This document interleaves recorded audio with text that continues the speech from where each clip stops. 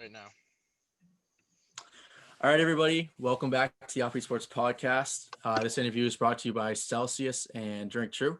And today we are joined by Los Angeles Fame's newest star, the face of women's professional football, and the first female athlete to ever own her own shoe company, Santia Deck.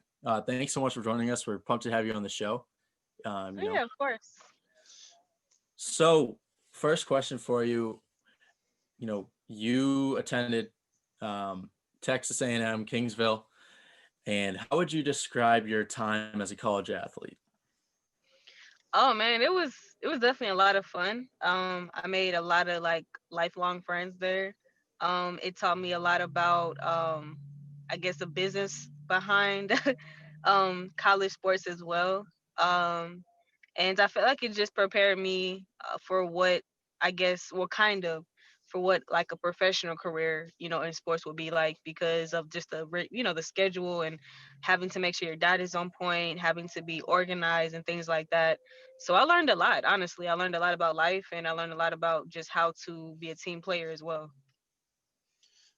What led to your decision to run track at Texas A&M Kingsville? So I could have went to definitely a better school, but at that time I had a boyfriend, and I kind of followed a guy, which I wouldn't recommend anybody ever doing. Follow what you want to do, for you. Mhm. But honestly, that was the main reason I went there. Plus, I was living in Georgia, and I just wanted to go back to Texas. Like I miss my friends and everything. So when I got that scholarship to go, I just took it. So you, after track, you kind of found your way in from a different sport. And how did you find your way into rugby? Because that's kind of where you were, that's where your next big stop was. Yeah, so rugby, it actually came from me playing flag football because right after college I started playing flag football, and that's Hmm. kind of how like I went viral a few times. And I guess the rugby coaches like noticed me like on throughout social media or whatever, and they had actually wanted me to come and try for the USA team back in 2015. And I had no idea what rugby was. I didn't even know women played rugby at that time. And he just said, "Well, you're fast and you're agile, so like we want you to come out and try out and possibly make the USA team." And I was like, "Okay." So I went out there. Unfortunately, as soon as I landed in LA, I my the coach got fired that recruited me. So Oof. I was just kind of out there like lost, and nobody knew like why I was there. So it was like pretty embarrassing. So I ended up going back home, and then I got into tackle football for a little while, and then that's when rugby came. So rugby kind of came like towards the end of like where I'm at now. But rugby came because I kept seeing it like on social media, and I was like, man, I should really try to learn this sport. And I was getting tagged every day. And so I was like, you know what? I'm gonna actually take the time to learn this sport, find a team. I found a local team out here, went to one tryout, I went one practice, and like the rest was history. So do you prefer rugby or football? Because they're very different for people who don't Oh know man. that, but they're completely different. Yeah, they are. That's a very hard question. um, Like I honestly, played football and I have friends that have played rugby and I have coaches that played rugby and they wanted me to play rugby. So I kind of mhm. know a little bit about each sport. Oh, he's lagging. I think it's freezing. So it's like Vos, you I just pick lagged out. football as like a team sport, but when it comes to Vos, just Vos, you're lagging out, dude. whoops, If Uh-oh. you want to restart that can you question. hear me? Yeah. Yeah, I can hear you. That's what happened. That's weird. I have perfect connection. I don't know what happened. Just restart. So like I have I have teammates and I have coaches that have played in both sports and I have friends that have played in both sports. So it's funny because a lot of people wouldn't really know like the ins and outs of each one, but they're so different, like you were saying. So it's kind of funny. Like, They are different. I would say I would honestly say rugby because I got to travel the world. And I don't know, like the culture of rugby is just different. Like you can literally take somebody's head off in a game and then go and have like a beer and like be best friends. Like in football, it doesn't happen that way. Like we're gonna hate you forever. Yeah. So it's just different. It's a different culture. mhm. So what about the game of football, like entice you the most to like go get into that sport? Like what part of the game of football do you like the most? Honestly, I just like scoring touchdowns and making people fall. I just like using my speed and my agility. I just find that amazing because that literally football encompasses everything that I've done, like from rugby to track, and I get to use all of my talents, and I just enjoy the faces that I guess people make when they see me do moves and different things like that. And I just enjoy the game. I mean, I don't know how you can't love football. Like I'm from Texas too, so Texas is like everything. Our Oh yeah. football is everything in Texas. So like The all high my school brothers play. stadiums are like our college stadiums. Yeah, yeah, exactly. Like all my brothers played football. They were all running backs. So it's kind of in my blood, to be honest. So how did your shoe company Tronus come about? Okay. So Tronos, it actually we started building it 2 years ago. It started off as somebody just asking me, did I want to have a signature line under their brand? And I was like, okay, sure. So like I told him what kind of shoe I wanted. Like I really like the Balenciaga sock shoe. So I wanted something that looked similar to that, but just very unique and colorful and loud or whatever. And so he like sketched it up, and the first sketch was like perfect. It was exactly what I wanted. And I posted it on my Instagram, and it just went like crazy.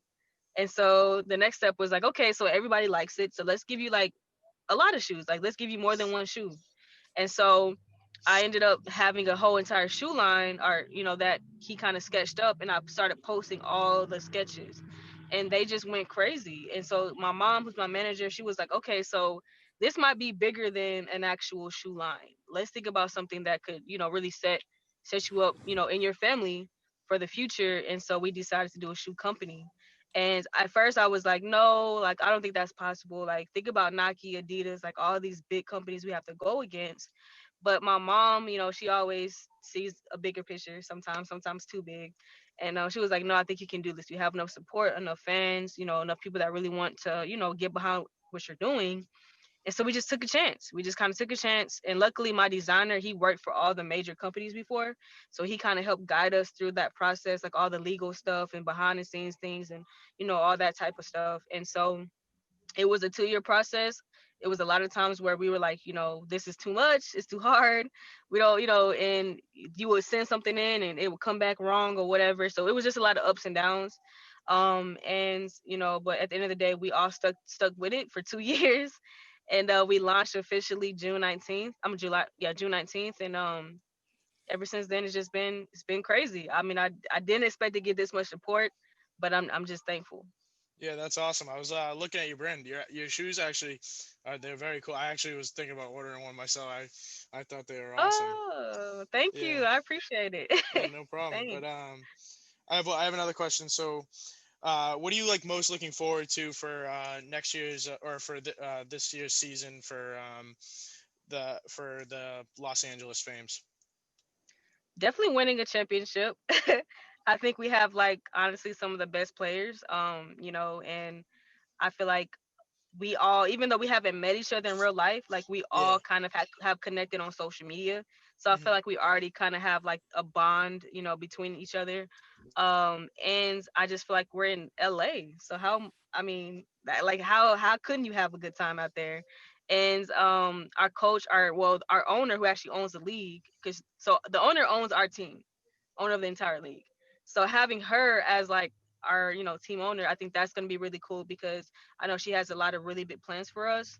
But honestly, we're expected to take it all. Like we're expecting to take it all and come back with the first championship and just have a really really good season. Honestly. Yeah, maybe you can add to that string of LA championships. You got the Exactly. Lakers and the Exactly. Dodgers. Next up is Right. Got the to take Flames. it home. Oh yeah. I Exactly. Um, mean, like, we're from Boston, so we'd rather you not do that. But but yeah, I mean, Uh, well, I'm just gonna say I'm so sorry in advance. it's fine. It's fine. Um, um, yeah, what was so going? well, you said you like juking people out and just having the ball in your hands. Would you rather have the ball handed off to you, or do you like to go out and get the ball and catch it? You're more of a receiver. You're more of a running back. You follow your brothers, like you said, or Definitely a running back. Like I yeah. like doing like quick stuff, like a little pitch or toss. I But could see you trucking somebody. yeah, see that's the thing. Like I don't like contact like that. Like I like to get around people. I don't want anybody to touch me, and I don't want to touch anybody. But if I have to trick you, then yes. But I would rather not. I would rather not. Have they talked to you guys at all about your season that you're going to have as far as like COVID and everything else? Because we don't really know what it's going to be like, but like when you're like training right now, like you're doing a lot of high volume training, like what is that like in comparison to what it was, especially with the virus and training with like all these professionals? Yeah, I mean, everything is definitely up in the air. I mean, we're predicted to play May 2021, but nobody knows where COVID's gonna be, and there's supposed to be the second wave or whatever. And honestly, I feel like we don't even know if the NFL season is gonna like be completed with all this Oh craziness yeah. going on. So they're saying that again May 2021, they're trying to figure out when like our camps will start and everything, but it's so difficult because nobody can really plan right now. Hmm. So for me, like I am training pretty hard, and I'm definitely probably gonna scale it back. Just because now since I feel like we're all gonna go back on lockdown soon. I don't want to like burn myself out if we're not gonna have a season in 2021. So, it's very frustrating to be honest with you, like because Mm-hmm. nobody knows how to really train. Like one day it's like okay, this is like the schedule, then it's like oh no, like we have to change it. So like everything is like chaotic to be honest. So I'm just trying to stay healthy and stay in shape. So my final question for you is, you're looked at for a lot of, young women as a role model for what you've done in, entrepreneurship and your training and as an athlete. What does that mean to you to be someone who's looked up to by so many people, coming from, you went to Division II for track and then, where you've come from that with your injury and rugby and your hopes for the Olympics and all of that. Like, what does that mean to you? Um, man, it's definitely it's of course it's a it's a great feeling to know that I'm inspiring young women and just women period around the world to kind of chase their dreams. But for me, I just feel like I'm very spiritual, so I feel like God places on us on earth for different reasons, and we all have different callings and gifts. And I feel like for me, my goal as a child and as even now obviously is to just use all the talents that has given me.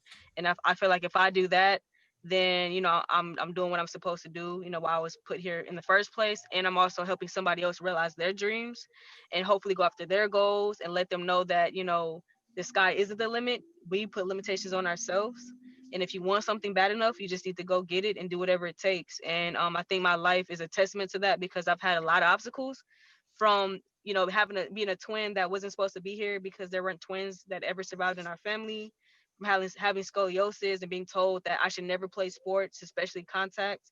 And I've overcome a lot of different things, and I feel like that to me is I guess more of a reason to just go out and do everything that I'm supposed to do because I've had so many people and so many things happen, and I shouldn't be here.